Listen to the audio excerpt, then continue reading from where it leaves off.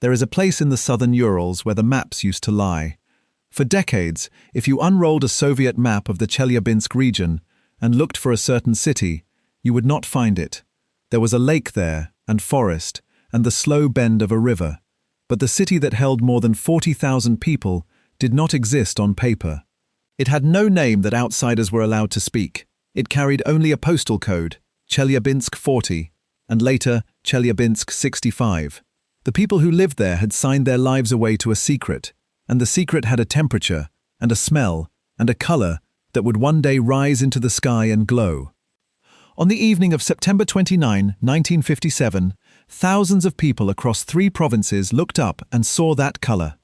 A strange light spread across the horizon, red shading into violet, shifting and rippling the way the northern lights do, far above the Arctic. Newspapers in the days that followed offered a gentle explanation.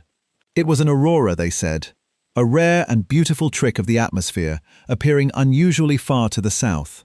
People believed it because there was nothing else to believe, and because the alternative was unthinkable, and because the men who knew the truth had already decided that no one else would ever be told. The light was not an aurora. It was the glow of the 3rd worst nuclear disaster in human history, and it had just happened roughly 70 miles away from where those people were standing. To live near that light and be told it was a wonder of nature, and to believe it, was the whole method of the thing. A lie works best when the truth is unthinkable. Nobody in those provinces had a word in their vocabulary for what had actually happened, because the machine that caused it did not officially exist, and a thing that does not exist cannot break. The people looked up, and they were given a beautiful explanation, and they took it and went to bed, and the radioactive dust kept drifting silently to the northeast over the roofs of the houses where their children were sleeping. This is the story of an explosion that was hidden for 32 years. It is the story of a Soviet state that erased entire villages from the earth and forbade its own doctors from writing a single true word about what was killing their patients. But it is also a stranger story than that, and a darker one, because the Soviet Union was not the only government that knew what had happened in the Urals that autumn. On the other side of the world, in the quiet offices of American intelligence, there were men who understood almost exactly what had occurred. They had warnings on file from before the blast. They had informants who crossed the poisoned land and came back to describe it. They had spy planes and, soon, satellites passing overhead. And for reasons that had nothing to do with protecting the Soviet people and everything to do with protecting something of their own, they chose to say nothing at all. For 20 years, some of the most knowing witnesses to a Soviet catastrophe were Americans who kept the secret as carefully as the Kremlin did. To understand how a disaster this large could vanish, you have to understand the machine that produced it, and the desperate logic that built that machine in the first place. In the summer of 1945, the United States detonated atomic bombs over 2 Japanese cities, and the balance of the world tilted in a single week. Joseph Stalin already knew about the American program through his spies, but the destruction of Hiroshima and Nagasaki turned a distant threat into an emergency. The Soviet leader gathered his scientists and his secret police and gave an order that allowed for no failure and no delay. The Soviet Union would build its own atomic bomb, and it would build it as fast as human beings could be driven to work. The man placed in charge of the whole enterprise was Lavrentiy Beria, the head of the secret police, a figure whose name alone could empty a room. The scientific direction fell to a brilliant and bearded physicist named Igor Kurchatov, the closest thing the Soviet project had to an equal of the Americans. To make an atomic bomb, you need plutonium, and to make plutonium, you need reactors and reprocessing plants and a place far from any border where the entire operation can disappear. They chose a remote stretch of the Southern Urals, near the old town of Kyshtym, ringed by lakes and pine forest. The complex was called Combine Number 817, and in time it would be known by a single word that meant lighthouse, Mayak. Construction began in 1945 and pushed forward at a brutal pace. Tens of thousands of prisoners from the labor camps, along with prisoners of war, dug the foundations and poured the concrete and raised the reactor halls. Many of them worked without any real protection from the radiation they were about to unleash, and many of them did not understand what they were building at all. Around the plant rose a city, and that city was a new kind of place in the Soviet system. It was closed. To live there was a privilege and a sentence at once. The apartments were better than most Soviet citizens could dream of. The shops were better stocked, the schools were good, but the walls ran both ways. You could not simply leave, and you could not tell anyone on the outside where you were or what you did. Letters were censored. The city had no name a stranger could find, only that postal code. Families told their relatives back home a cover story, that they were away doing important work, and left it at that. A whole population lived inside a secret, raising children who grew up believing that the fence and the silence were simply the shape of ordinary life. The first reactor, a graphite giant the workers nicknamed Anushka, came to life in June of 1948. Within a year, the plutonium separated inside Mayak had been shaped into the core of the first Soviet atomic bomb, and in August of 1949, that bomb was tested on the steppe of Kazakhstan. Stalin had his weapon. The American monopoly was broken. The triumph, though, was paid for in a currency that no one was allowed to count. The scientists and workers who made it happen absorbed doses of radiation that would be considered criminal today. Even Igor Kurchatov, the head of the whole scientific effort, did not escape. He took part in dealing with an early accident at the plant and received serious exposure, and his health declined through the 1950s, and he died in 1960 at the age of only 57, worn out well before his time. If the man at the very top of the project could be quietly ruined by the radiation, it is not hard to imagine what happened to the ordinary workers far below him. And so the men who ran Mayak learned the lesson that would define everything that came after. Speed mattered more than safety. The plutonium mattered more than the people. The mission was sacred, and the human cost was a number to be buried, sometimes literally, and never spoken aloud. That philosophy had consequences long before the explosion, and they were monstrous. Making plutonium generates enormous quantities of radioactive waste, some of it among the most dangerous material ever created. Mayak, built in a hurry, did not have enough safe storage for what it produced. So the managers made a decision. They began pouring the waste directly into the nearby Techa River. Between 1949 and 1956, the plant released millions of curies of radioactivity into that slow-moving water. To grasp what that means, one historian described the concentrated waste in terms that stay with you. A paper cup of it, she wrote, could kill everyone in a large ballroom. And this was being poured into a river where people drank, where they washed their clothes, where children swam in the summer and families watered their gardens. There were about 28,000 people living in some 40 villages along the Techa, and no one told them. The first village downstream, a place called Metlino, sat only a few miles from where the waste entered the water. The people there absorbed doses so high that later reconstructions of the radiation they received are difficult to even look at. Most of the residents of that village developed a wasting illness their doctors were not permitted to name.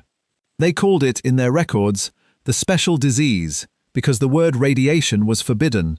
Roughly 2 out of every 3 people in Metlino were eventually diagnosed with chronic radiation sickness, though of course they were never told that this was what it was. They were sick, and their river was the reason, and the state that had poisoned the river treated the diagnosis itself as classified information. Whole communities were slowly harmed by water that looked exactly as it always had, clear and cold and ordinary, running down out of the Urals as it had for 10,000 years. The Techa was the first crime, and it was not a brief one. It went on for years, and by the time the plant finally stopped the worst of the dumping and began moving the most exposed villagers, an enormous quantity of radioactivity had gone into the water and into the people who used it. Then there was Lake Karachay, a small body of water that the plant used as an open dump for its most concentrated waste. Year after year, the worst material went into that little lake until Karachay became, by the measure of raw radioactivity, one of the most contaminated places on the surface of the planet. In later years, it was said that standing on its shore for an hour would deliver a dose that could kill a person, and in a cruel twist that would echo the main disaster, the lake would one day dry at its edges and let the wind lift its poison into the air, spreading contamination across the countryside all over again. Mayak did not need a single accident to be a catastrophe. It was already one, quietly, every single day. This was the world that existed at Mayak before anything went wrong, a secret city that did not appear on maps, a workforce that had been overdosed by the thousands. A river turned into a slow instrument of death, all of it hidden, all of it denied, all of it justified by the sacred importance of the bomb. The machine was already causing a catastrophe in slow motion. What happened in 1957 simply made the catastrophe fast. By the middle of the 1950s, Mayak had built an underground complex to hold its high-level liquid waste. This was, in its way, an improvement, an attempt to store the dangerous material more responsibly than simply pouring it into a river. The tanks were large vessels of stainless steel, set inside concrete vaults sunk more than 8 meters into the ground, arranged in banks of 20, and each bank was wrapped in a system of water cooling meant to carry away heat. The cooling was not a luxury, it was the one thing standing between order and disaster. The waste inside those tanks was so intensely radioactive that it generated its own heat, constantly, ceaselessly, from the decay of the atoms within it. This is a strange and important fact about high-level nuclear waste. It is not inert. It is not like ordinary poison sitting quietly in a drum. It is alive with energy, warming itself from the inside, and if the water that carries that heat away ever stops flowing, the temperature will begin to climb, and it will not stop climbing on its own. One of those tanks was numbered 14. It held somewhere between 70 and 80 tons of waste, a thick chemical brew of nitrate and acetate salts. These salts were the residue of the particular chemical process the early Soviet industry used to pull plutonium out of spent reactor fuel, a process built around acetate compounds that the West did not even use. And this detail turned out to matter enormously because nitrate and acetate salts are not merely radioactive. Under the right cruel conditions, dry and hot, they are chemically unstable. They are, in effect, the ingredients of an explosive. As long as the tank stayed cool and wet, the waste inside it was merely lethal. If it ever dried out and overheated, it could become a bomb. The engineers had, without fully appreciating it, buried a potential explosive in the ground and connected its safety entirely to a cooling system that had to work forever. The cooling system serving Tank 14 failed. The precise chain of neglect has been argued over ever since, but the essential facts are not in dispute. The cooling stopped working. The monitoring that should have caught the problem was inadequate, and the failure was allowed to stand rather than being urgently fixed. And so deep underground, unseen and unheard, the water inside the tank began to evaporate. The heat kept building, because radioactive decay never rests, never pauses, never takes a holiday, and never cares whether anyone is paying attention or whether it is a Sunday. Week by week, month by month, the liquid boiled away, and the salts grew hotter and drier, creeping toward a temperature no one had planned for, somewhere around 350 degrees Celsius. The tank was slowly turning itself into a weapon, and the whole plant ran on around it, shifts changing, plutonium flowing, reports filed, and no one understood what was ripening in the ground beneath their feet. It came at 22 minutes past 4 in the afternoon, local time, on Sunday, September 29, 1957. The dried salts inside Tank 14 detonated. It is worth being precise about what kind of explosion this was, because the truth is, in some ways, more unsettling than the obvious assumption. It was not a nuclear explosion. There was no runaway chain reaction, no fireball of fissioning atoms, and no mushroom cloud of the kind the world had learned to fear. Not a single atom of plutonium had to split for this to happen. It was a purely chemical blast, the detonation of unstable dried salts, but a titanic one, with a force that experts later estimated at the equivalent of 70 to 100 tons of high explosive. That is the point that should give a person pause. The waste alone, the mere garbage of making bombs, the stuff that was supposed to be the safe part, held enough destructive energy to blow apart a heavily built underground vault. And blow it apart it did. The concrete lid covering the tank, a single slab weighing on the order of 160 tons, was thrown aside as easily as a coin flicked off a tabletop. The blast tore up through the earth and shattered a brick wall in a building 200 meters away. Windows broke, the ground shook, and for a moment the workers of Mayak had a new emergency on their hands, one that their entire culture of secrecy had never prepared them to handle honestly. And in that single instant, the contents of the tank, some 20 million curies of radioactivity, were set free. The great majority of it, perhaps 90%, fell back down onto the grounds of the plant itself, contaminating the site heavily. but roughly a tenth of it, about 2 million curies, was hurled high up into the evening air, lofted into a churning column of fine radioactive particles that rose above the plant and began to spread. That cloud did not stay put. A wind out of the southwest caught it almost immediately and began to carry it, and over the next 10 or 11 hours it drifted steadily to the northeast, stretching itself across the landscape in a long, narrow plume.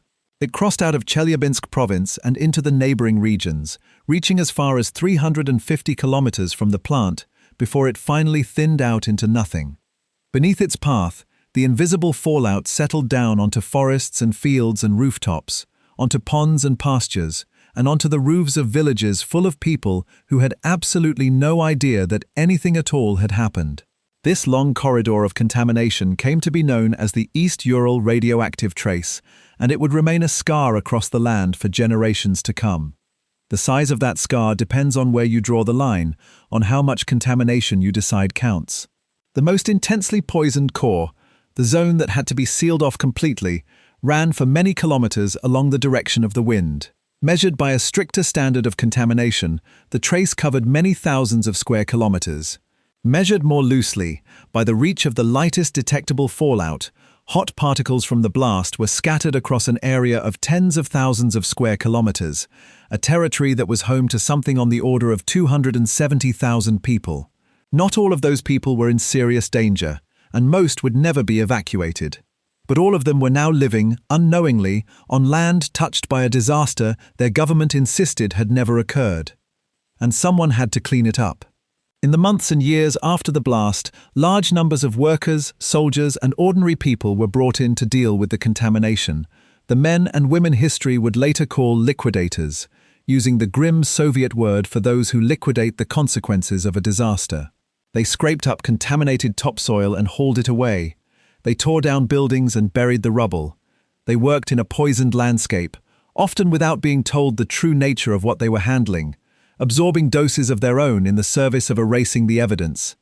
The contaminated soil they gathered was piled into fenced enclosures that the workers described, with a dark and honest humor, as graveyards of the earth.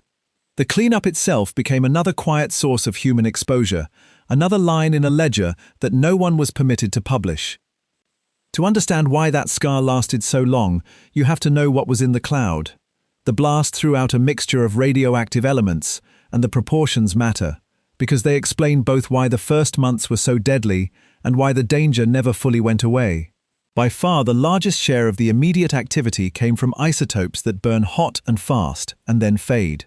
Cerium-144 made up close to 2/3 of the released activity all by itself, and zirconium-95 most of the rest of the major share, and both of these lose the great bulk of their intensity within a year or two. Those made the first months after the blast terrifyingly radioactive, and then they faded, and to a casual observer it might have seemed the danger was passing. But hidden inside the mixture was a smaller fraction of a far more patient poison. Strontium-90 made up only a few percent of the release, but strontium-90 behaves in a uniquely cruel way. Chemically it resembles calcium, and so when it enters a living body it is treated like calcium, and it settles into the bones and the teeth and stays there, close to the marrow where blood is made. And it takes about 30 years just to lose half of its strength. The cerium and the zirconium made the disaster acute. The strontium made it permanent. Long after the sky stopped glowing, the strontium remained in the soil, in the grass, in the milk of any cow that grazed on that grass, in the bones of anyone who drank that milk, waiting, decade after decade, indifferent to the fact that the government had decided nothing had occurred. And in the first hours, no one told the people living underneath the plume anything at all. Think about what that silence meant on the ground. In the villages closest to the plant, families went about an ordinary Sunday evening. They ate dinner. They put their children to bed. They had no way of knowing that a fine dust had settled over their gardens and their wells and the coats of their animals, and that with every breath and every meal, they were taking that dust into their bodies.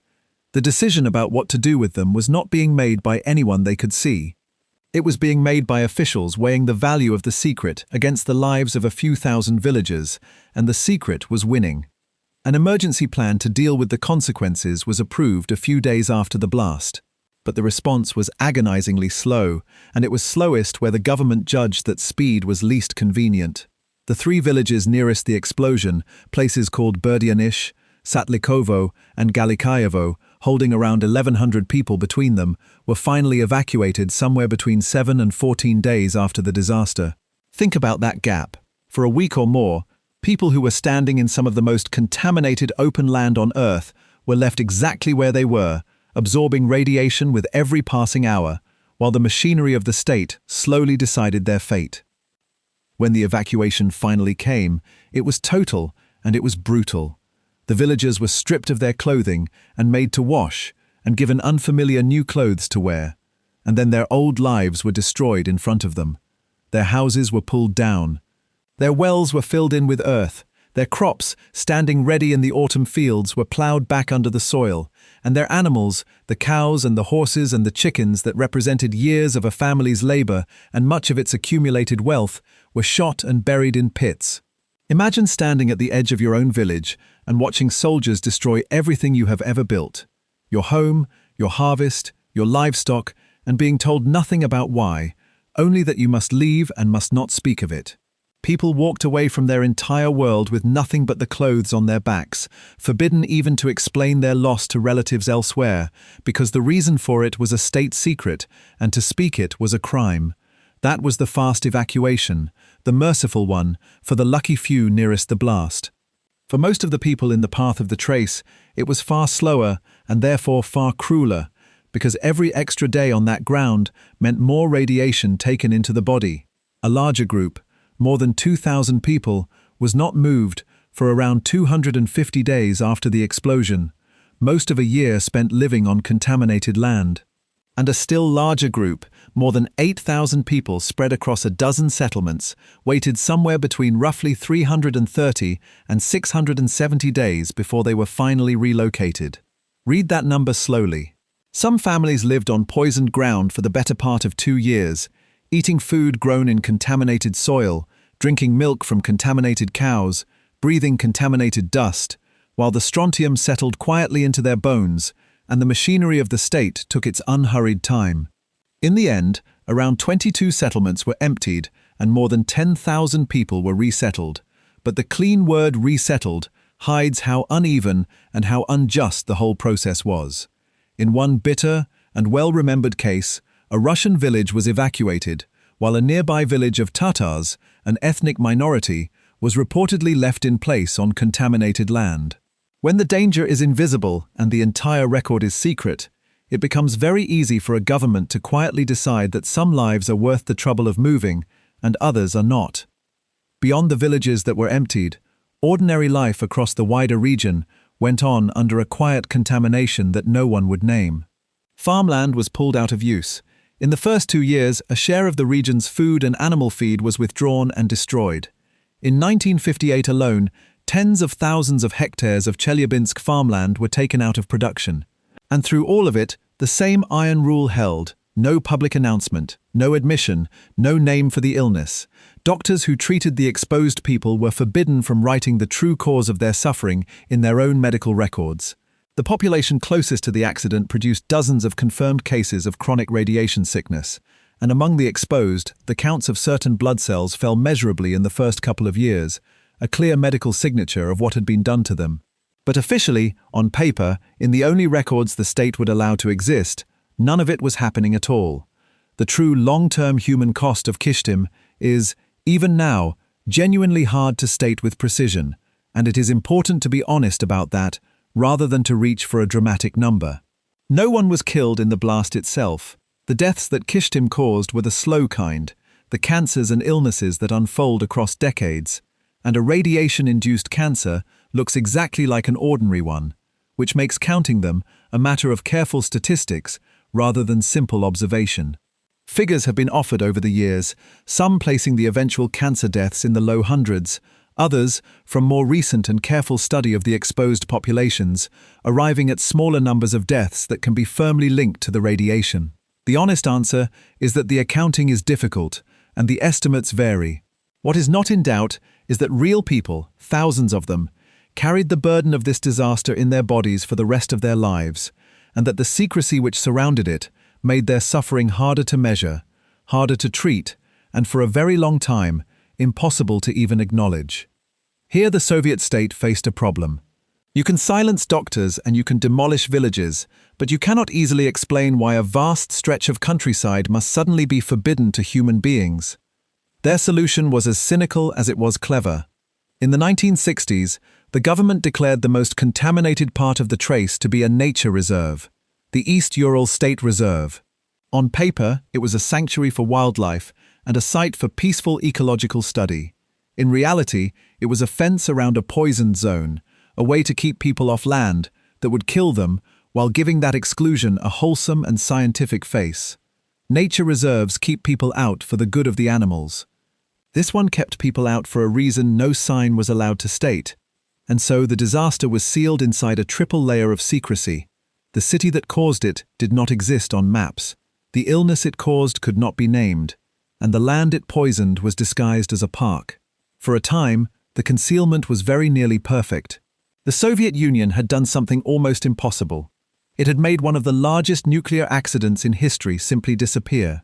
But a secret that large has a way of pressing outward against its walls, and there were people, on both sides of the Iron Curtain, who began to feel it there. Because here is the fact that turns this from a story about Soviet secrecy into something far more uncomfortable. Thousands of miles away, in Washington and its intelligence outstations, American analysts were not in the dark at all. In important ways, the United States understood what had happened at Mayak better than almost anyone outside the Soviet weapons program itself, and it had begun quietly collecting the pieces of that understanding even before the tank exploded. To see how, you have to follow the paper trail backward, into the years before the blast. The first pieces came from an unlikely source. In the years after the war, the Soviet Union had used German scientists in its own atomic effort, some of them volunteers, and many of them taken from a defeated Germany and put to work whether they liked it or not. These specialists were kept in their own closed institutes, and one such institute sat only about 20 miles from the Mayak complex, close enough to receive material from it. A team of German experts there, led by a radiochemist, worked on the problem of separating useful substances out of the highly radioactive liquid waste that came from the Chelyabinsk reprocessing plant. They handled the very pile waste that the workers grimly called soup. They saw how it was produced, how it was moved, and how it was stored. Eventually, these German scientists were allowed to return home, and as they crossed back into the West, British and American intelligence were waiting to sit them down and ask them everything they had seen. Under a joint intelligence operation, agents debriefed them in careful detail, and one resulting report, written in the spring of 1957, only months before the disaster, laid out what the Germans had witnessed. They described the underground storage of that intensely radioactive liquid waste, and they reported something that reads now like a prophecy. They had seen no evidence of proper protective measures being taken, neither for the safety of the workers handling the material, nor for the physical security of the site. Read that again with the knowledge of what was coming.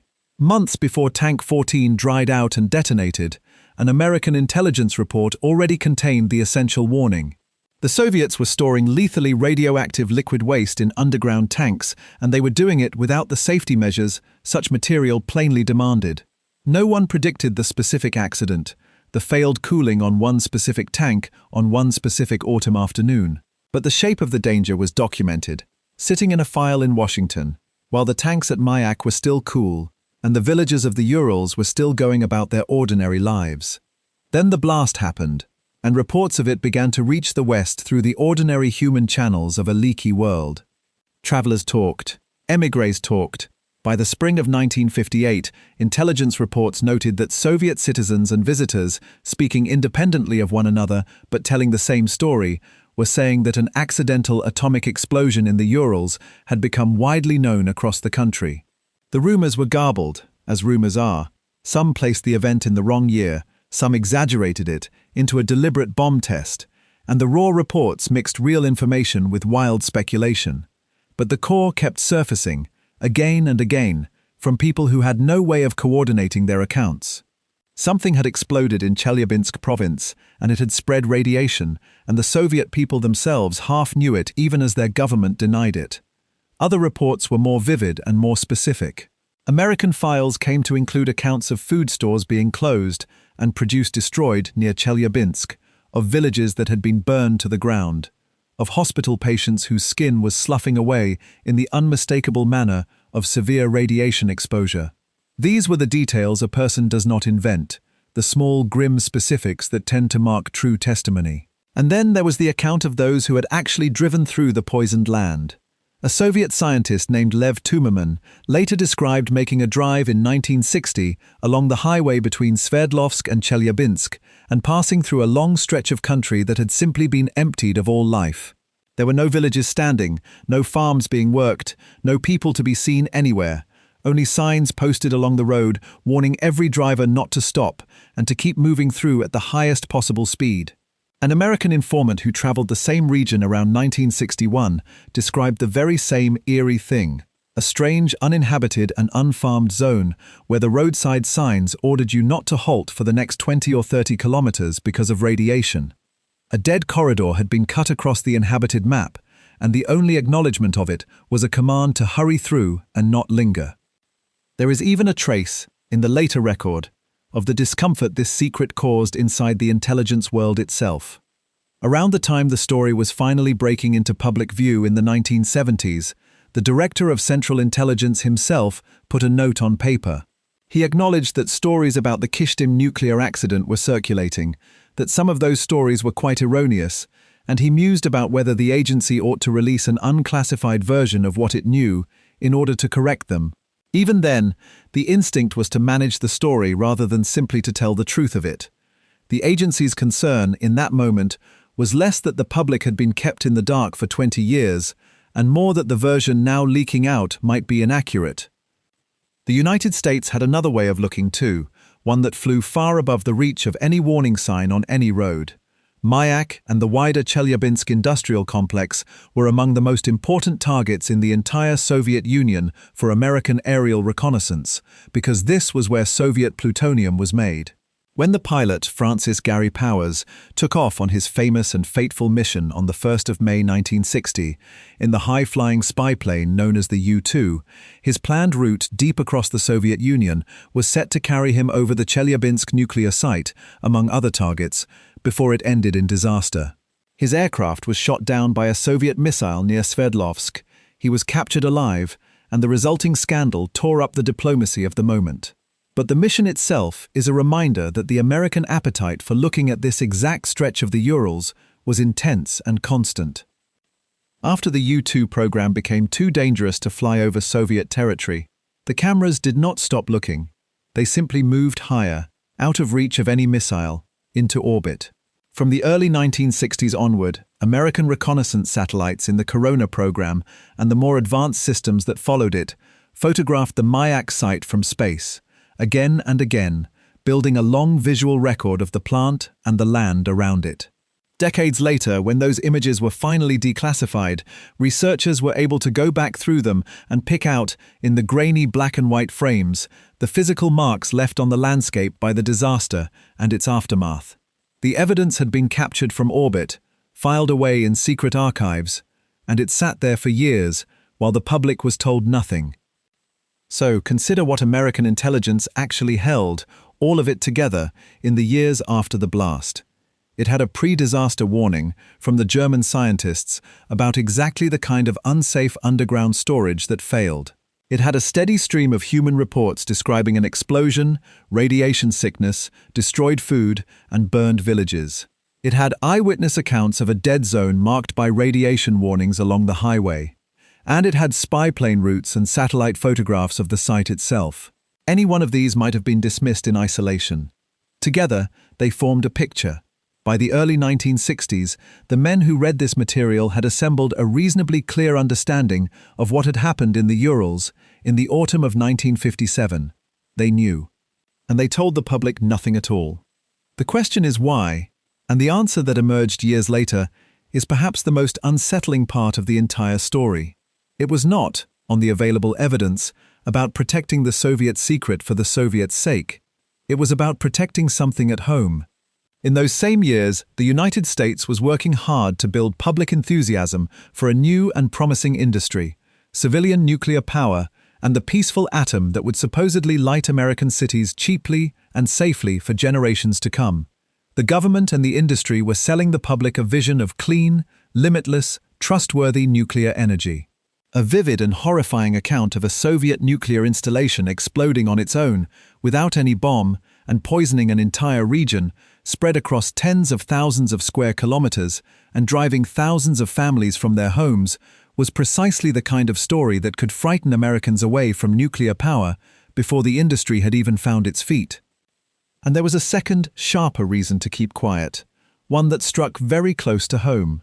The United States had its own plutonium production site, the Hanford Works in Washington state, the American cousin of Mayak. Hanford, too, stored enormous quantities of high-level liquid radioactive waste in underground tanks. The physics that had turned Tank 14 into a bomb did not care which flag flew over the site. If the American public were told, in vivid detail, that a Soviet waste tank had spontaneously exploded and irradiated a province, the very next question would be obvious and unwelcome. Could that happen here? A loud alarm about a Soviet tank was an invitation to ask hard questions about American tanks, and those were questions that powerful people preferred never to hear asked. And for roughly 20 years, that logic of silence held, and the American public was kept nearly as ignorant of the Kyshtym disaster as the Soviet public was.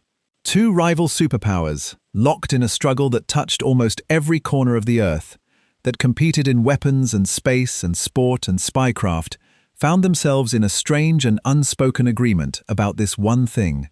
Neither of their populations should be allowed to know what a nuclear accident really looked like. The wall of silence finally began to crack, and it cracked because of individuals who refused to leave the secret alone. The first was a Soviet biologist named Zhores Medvedev, a dissident who had been stripped of his citizenship and had settled in London. In late 1976, writing in a British science magazine, Medvedev referred almost in passing to a major nuclear waste explosion that had contaminated a large region of the Urals in the late 1950s and caused hundreds of casualties. He assumed his readers might already know of it. They did not, and the reaction from the Western scientific establishment was not curiosity, but scorn. The most powerful figure in Britain's nuclear industry, Sir John Hill, the chairman of the United Kingdom Atomic Energy Authority, publicly ridiculed the claim. He called it rubbish. He called it science fiction, a figment of the imagination. The idea that a waste dump could simply explode and irradiate a whole province struck the nuclear establishment as absurd, and they said so in the bluntest terms. Medvedev, stung and certain of his facts, set out to prove it, and the way he did it was quietly brilliant. He could not produce secret Soviet documents because he had none. He was an exile with no access to the archives of the state that had cast him out. So instead he turned to the one Soviet source that was completely public, the open scientific literature, and the papers that Soviet ecologists and radiobiologists had published in ordinary journals for the whole world to read. And there, hiding in plain sight, he found the evidence that the intelligence agencies had locked in their safes. Soviet scientists, it turned out, had been studying a large area of contaminated land for years and publishing careful papers about it. They wrote about lakes whose fish were radioactive. They wrote about entire ecosystems saturated with strontium and cesium. They studied how plants took up radioactive elements from the soil, how small mammals accumulated it, how contamination moved through a food chain across a wide territory. It was, for a radiobiologist, an extraordinary natural laboratory, and they had used it to produce a great deal of good science. They had simply been very careful never to explain, in print, how this convenient contaminated landscape had come to exist in the first place. They described the patient in exhaustive detail, while never once naming the disease. But the fingerprints were unmistakable to anyone who knew how to read them, and Medvedev knew exactly how to read them. You do not get an entire contaminated landscape, seeded with precisely that mixture of fission products, spread across precisely that kind of area, by any accident of nature. Nature does not salt a region with strontium-90. Only a reactor and a reprocessing plant can do that, and only a catastrophe can spread it across the land. By reading the ecology backward, Medvedev reconstructed the disaster from the enemy's own footnotes. He could see the shape of the explosion in the distribution of the isotopes, the way a detective reconstructs a crime from the pattern of the evidence left behind. The Soviet scientists had told the whole story without meaning to, and Medvedev was the first outsider to sit down and actually read it. His argument was strong enough and detailed enough that American scientists decided to test it themselves rather than take anyone's word. At the Oak Ridge National Laboratory in Tennessee, a laboratory that had been part of the American bomb effort since its beginning, a team of researchers took up the same trail, combing methodically through the same body of Soviet ecological studies. By the end of the 1970s, they had reached a striking conclusion. The evidence, they reported in their analysis, appeared to confirm that a serious nuclear accident had indeed occurred in the Urals in the winter of 1957 to 1958, releasing reprocessed fission waste across a large area, a zone they estimated held a very large quantity of strontium-90. They noticed the strange supporting details too, the kind of things that a cover-up leaves behind. Villages had quietly vanished from newer Soviet maps. A canal had been dug to bypass a particular stretch of a river valley, as if to route people and water around something. The independent detective work of scientists in the open West was assembling, piece by careful piece, the very truth that intelligence agencies had been sitting on in silence for 20 years. Not every analyst agreed, and honesty about the history requires saying so. Another American laboratory produced a study that accepted a contaminated area existed east of Kyshtym but disputed whether a single exploding waste tank could really account for all of it, suggesting instead that years of routine careless dumping might explain the contamination. Others wondered whether some of it came from distant weapons testing. The debate was real and it was not resolved for years, but notice how far the ground had shifted. The argument was no longer about whether Medvedev was a liar peddling science fiction. Even the skeptics now accepted the central fact that the establishment had ridiculed. There was a poison zone east of Kyshtym, and it was real, and it demanded an explanation. The only question left was the precise mechanism, and history would eventually settle even that. While the scientists argued over mechanisms, another American set out to force the government's own hand. The consumer advocate Ralph Nader, already famous for taking on powerful institutions, used the Freedom of Information Act through one of his organizations to demand that the Central Intelligence Agency release whatever it held on the Soviet accident. This was a direct challenge, a citizen using the law to pry open the files of the intelligence establishment, and the agency did not surrender easily. It resisted, and then it partly gave way. In 1977, it released a portion of what it held, handing over roughly half of the documents it admitted to possessing and withholding the rest as too sensitive to reveal. The pages that did come out were heavily censored, lines and passages blacked out, and they were confused because much of the underlying material was raw and unevaluated intelligence, the kind of reporting that mixes solid fact with rumor and error. Some of it garbled the dates, some of it speculated wildly about deliberate bomb tests, but even in that censored and confused state, the released files proved the one thing that mattered most. The government had known. It had been collecting reports on this Soviet disaster for 2 decades and had said nothing to its own people. A major American newspaper reported that autumn that the released intelligence data confirmed explosions at the Soviet atomic site in the 1950s, and Ralph Nader put the meaning of it into plain words. This information, he argued, would have made Americans deeply and legitimately concerned about nuclear installations of every kind, both the civilian power plants being promoted to them and the military sites operated by their own government. And it had been kept from them, he charged, for 20 years. The citizen with a law on his side had extracted from the state an admission it had never intended to make, that it had watched a nuclear catastrophe unfold, understood it, and chosen silence. Still, through all of this, the Soviet Union itself would not admit a single thing. Across the whole late 1970s debate, through Medvedev's book and the Oak Ridge analysis and the American files pried loose by Ralph Nader, Moscow held its line of total, flat denial. The closed city still did not officially exist. The disaster still had not officially happened. There was no accident, there was no trace, there was no dead zone, there was nothing to discuss.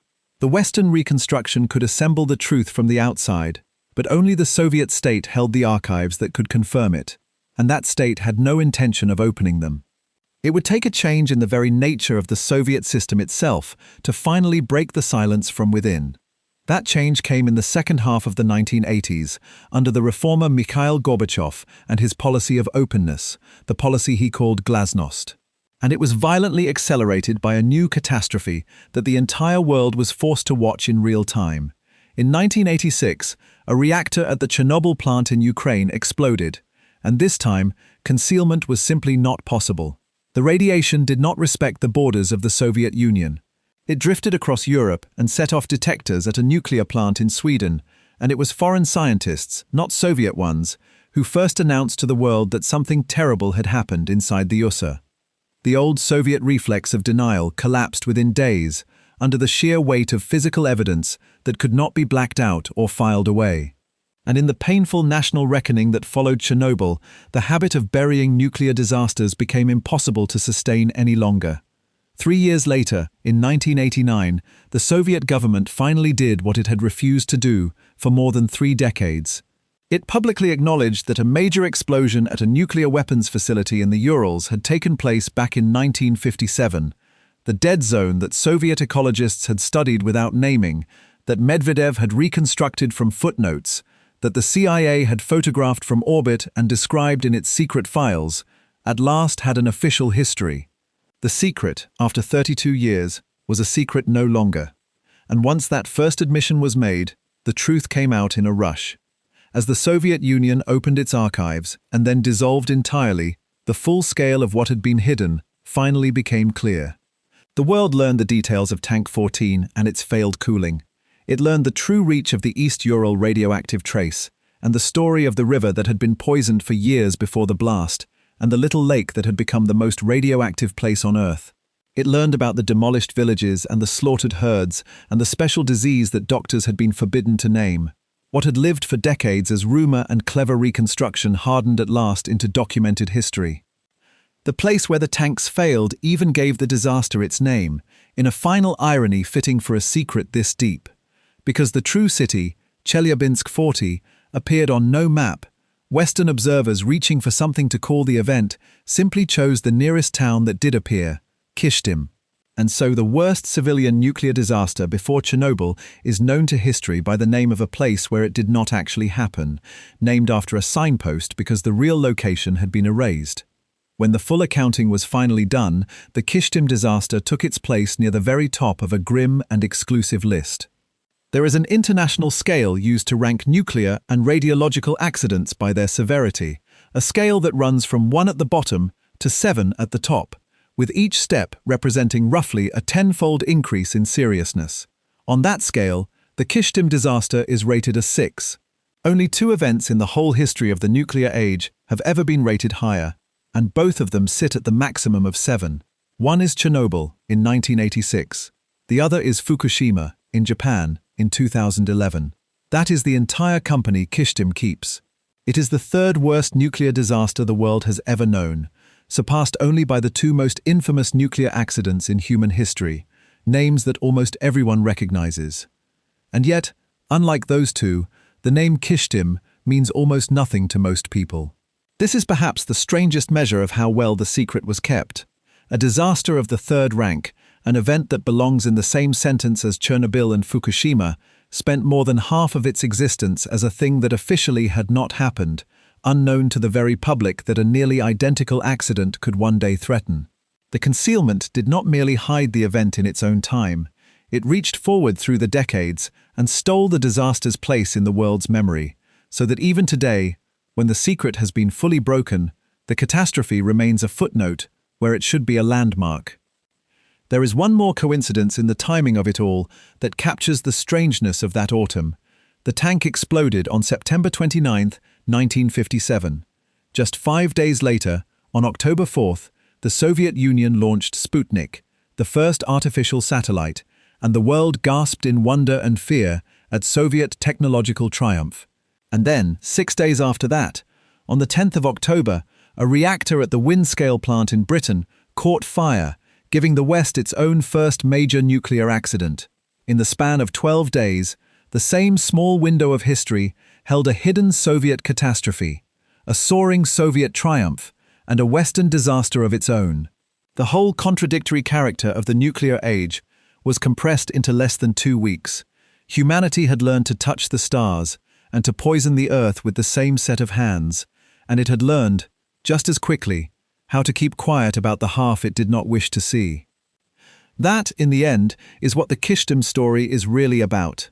It is easy to tell it as a tale of Soviet cruelty and Soviet secrecy, and it is certainly that. A government that would poison a river full of its own people, demolish villages, and forbid the word radiation, has earned every hard judgment history can offer. But the harder lesson, the one that should not be allowed to fade, is that the secrecy was not theirs alone. The catastrophe in the Urals was known, in its essential shape, to people far away who had every means to speak and chose instead to stay silent because the truth was inconvenient to interests of their own.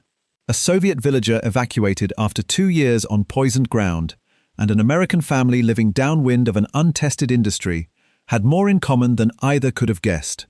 Both were being protected from a truth that powerful men had decided they were better off not knowing. The maps of the Southern Urals no longer lie. The closed city has a real name now, Ozyorsk, and it can be found and spoken. The reserve on the trace is studied openly, and survivors and their descendants have at last been able to say aloud what happened to them.